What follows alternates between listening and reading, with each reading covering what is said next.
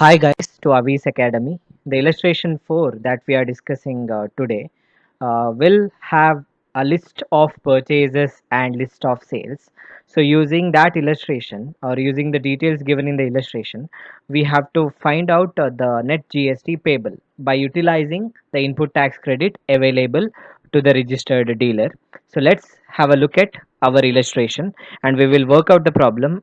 This is the first part of the problem where we are calculating total output tax liability. So let's move towards our illustration. This is the illustration that we are going to discuss today. So let's see the illustration. They have given Jagdish a registered dealer in Karnataka. So Jagdish is a registered dealer who is in Karnataka, submits the following data for the month of January 2020. So he has provided some information which is relating to January 2020, and they have asked us to find out the net GST payable. Whenever the term net GST payable comes, we know that we need to calculate output tax liability, and from that, if there is any input tax credit available, that we have to deduct. So we will be doing that. First we will be calculating output tax liability, then we are calculating total input tax credit available, and after that we are calculating net GST payable. So this is our scheme of computation. So let's look at the illustration, the information which is given in the illustration. So there are three columns. They mentioned it as particulars, amount and rate.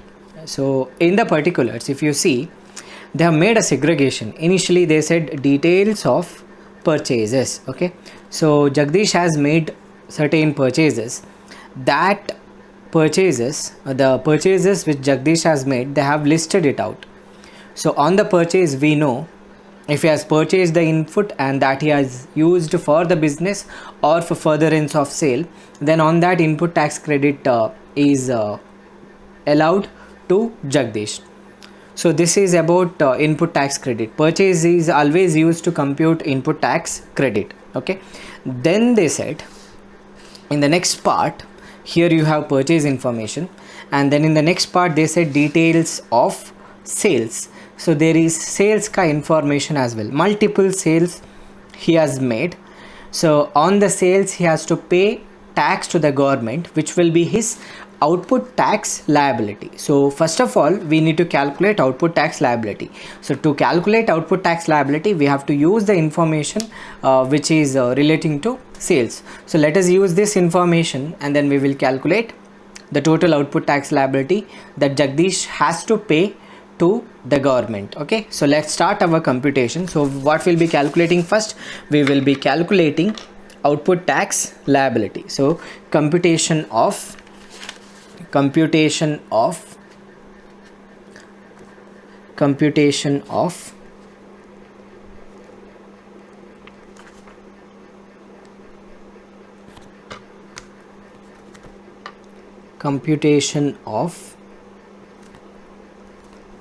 output tax liability. Computation of output tax liability. So first column for particulars. In the number of columns which are drawn for the amount, it depends on the type of GST payable. In this problem we have interstate transaction as well as intrastate transaction. In that case we need columns for CGST,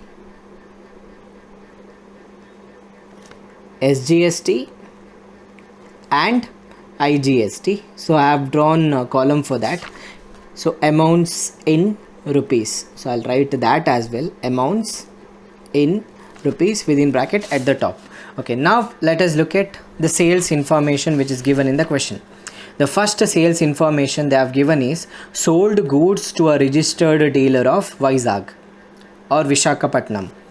So the Jagdish is in Karnataka. He is selling goods to Vizag or Vishakhapatnam, which is in Andhra Pradesh. So it is interstate transaction. So whenever interstate transaction occurs, IGST is chargeable. So on this transaction, it is sold to a registered dealer again. On this transaction, we have to charge an IGST of 12%. That will be his output tax liability. So let us calculate that. Sold goods to where? A registered dealer in Vizag. So first one, sold goods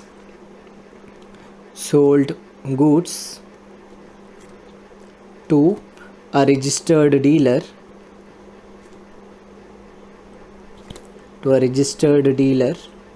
in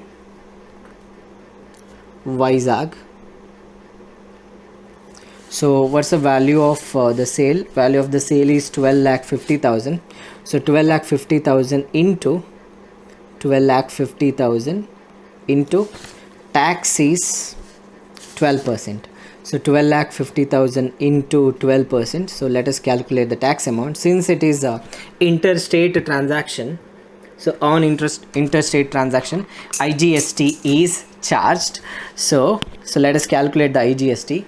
So 12,50,000 into 12%, which will be equal to 1,50,000. So 1,50,000 will be the IGST charged on this transaction. So this is our first transaction. Next one, let's see. They said goods sold to a registered dealer of Mangalore. So goods sold to a registered dealer of Mangalore, registered under composition scheme. So he is in Karnataka. He is selling goods to Mangalore, which is in Karnataka, and he is selling to a composition or a dealer who has opted for composition scheme. So composition scheme ge choose ಮಾಡಿದವರಿಗೆ ಅಥವಾ unregistered dealerಗೆ sale ಮಾಡಿದ್ರು ಕೂಡ tax ಅನ್ನು GST ಅನ್ನು invoice ಅಲ್ಲಿ ಹಾಕಲೇಬೇಕು. So that liability, output tax liability, he has to pay to the government. So on this transaction also we have to charge GST. But since this is intra-state transaction, ಕರ್ನಾಟಕದಲ್ಲಿರುವ dealer ಮಂಗಳೂರಿನಲ್ಲಿರುವಂತಹ ಡೀಲರಿಗೆ ಗೂಡ್ಸನ್ನು sale ಮಾಡಿದ್ದಾನೆ. So value of the goods is 30 lakh. GST rate is 12%. So we are charging CGST and SGST. So it will be 6% each. So goods sold to a composition dealer in Mangalore. We'll write like that. Goods sold to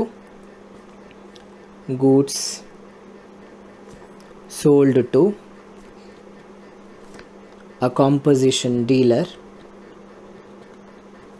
Goods sold to a composition dealer in Mangalore. Goods sold to a composition dealer in Mangalore. Value of the goods is 30 lakh. On that we have to charge 6% each.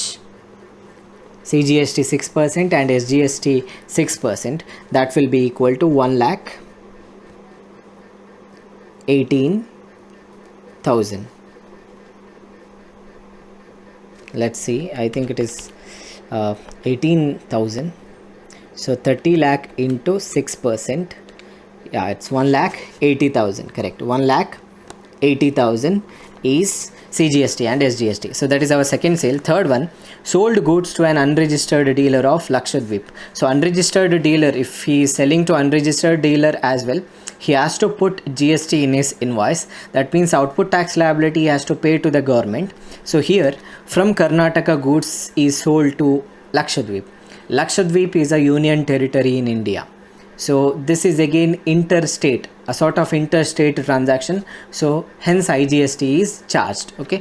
So we will be charging. It is not UTGST. UTGST is charged in the place of SGST. That means if transaction has occurred inside an union territory, then it is UTGST.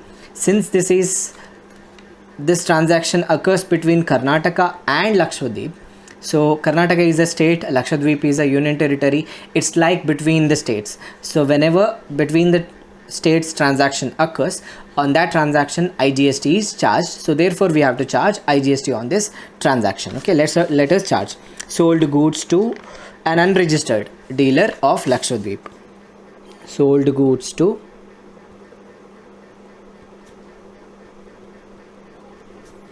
an unregistered dealer of Lakshadweep. Unregistered dealer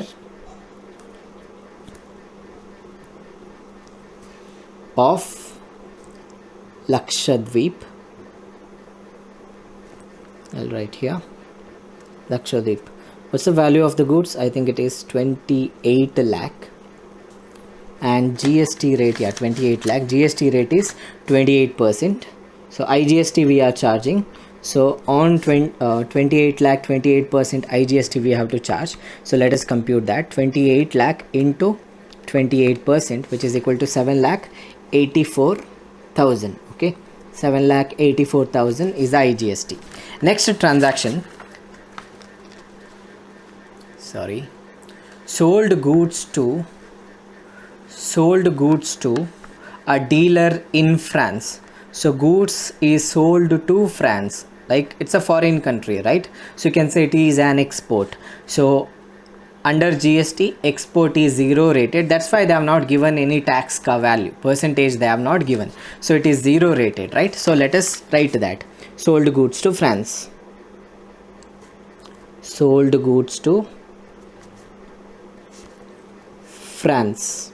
Sorry, sold goods to France. So it is zero rated because it is an export, right? So zero rated. So hence no tax. Next one, sold goods to a SEZ unit in Gujarat.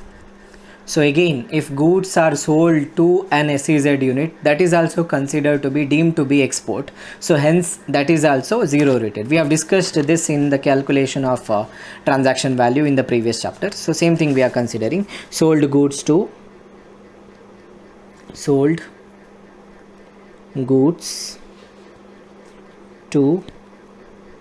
a SEZ unit in Gujarat.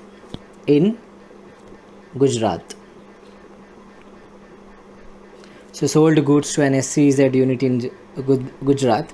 It is deemed to be export. So hence it is zero rated. So that means there is no tax on that. Okay.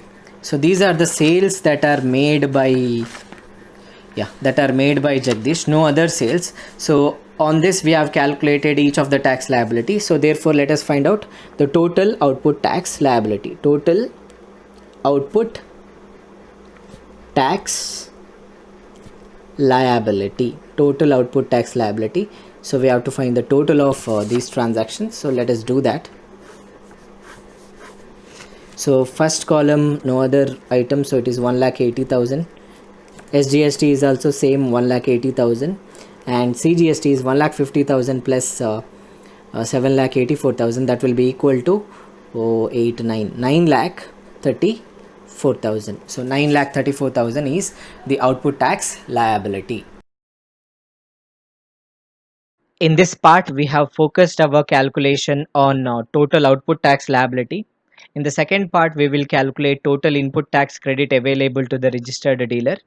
So thank you guys for watching the video. If you like the video, please subscribe to the channel and press bell icon for continuous notification. Thank you.